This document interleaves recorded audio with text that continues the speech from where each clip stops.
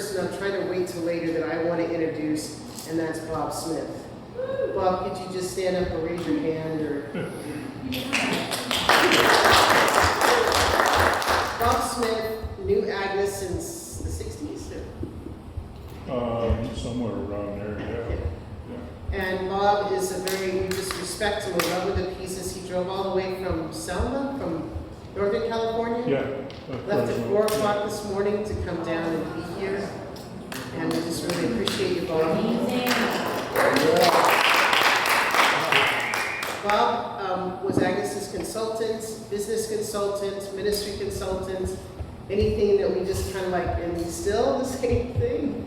When we get in deep trouble, we say, call Bob. Well, you know it's true. We do. We always call you. So, is there anything you'd like to share about? Yeah, Come on up. I actually bought my shirt in a car. I didn't mean to. No, that's fine. Bob here. You got the memo. You're wearing black and you look wonderful. There you go. Oh, yeah. It's on. It's on. It's on It's on. Yeah. I can't hear. I always think back when I first met Agnes. Can you come up to the front because then everybody can see? Okay. Yeah. And everybody can see. Is that mic better? You wanted to have It that? sounds better than this one. Mic is better. Yeah. Here, let's switch. This one. This one's better than your voice. Okay. Probably than everybody else's too. Apart from God, Teresa, Bob is the person that's responsible for me being here too. Yeah.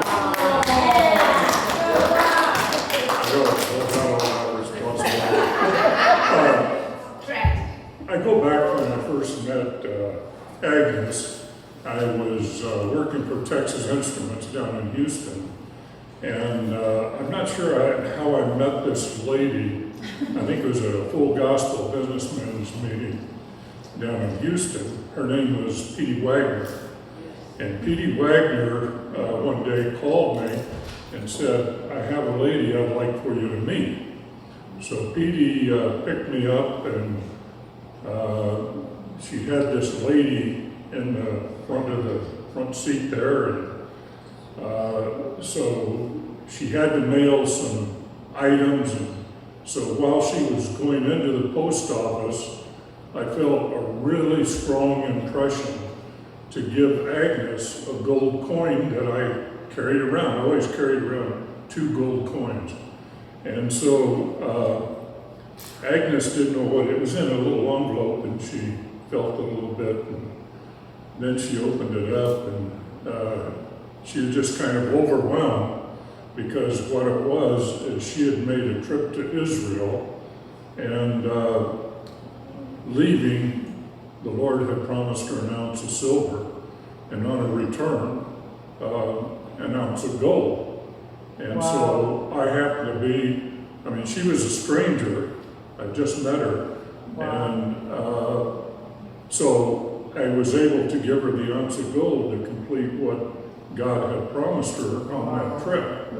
And then about 3 years later, she calls me, and she was telling some people at Summerhaven the story, and she pulled out the gold coin, and she was looking at it, and it was the year of her birth. It was on the gold coin. So it just shows you how everything is coordinated by the Lord, and just these little subtle things, how much they meant. So I've remained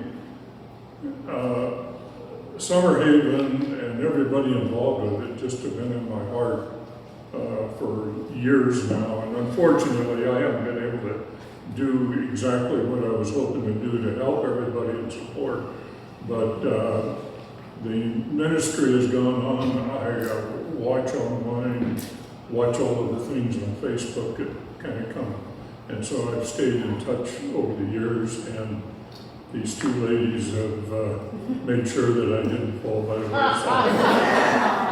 Thank you.